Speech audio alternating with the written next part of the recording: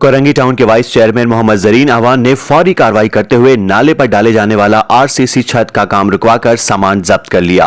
Report Javed Mahmood Arai, bureau chief, Karachi. और आप देख रहे हैं आज तक की वीडियोस देखने के लिए हमारा चैनल सब्सक्राइब कीजिए और बेल आइकन को क्लिक कीजिए ताकि आप हमारी आने वाली वीडियो से बाखबर रह सकें।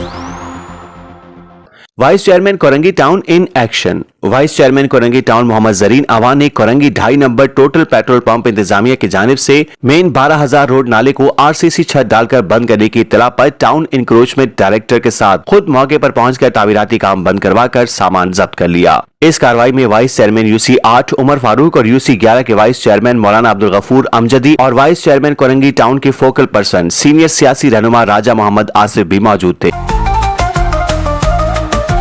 आज तक न्यूज, खबर सच के साथ।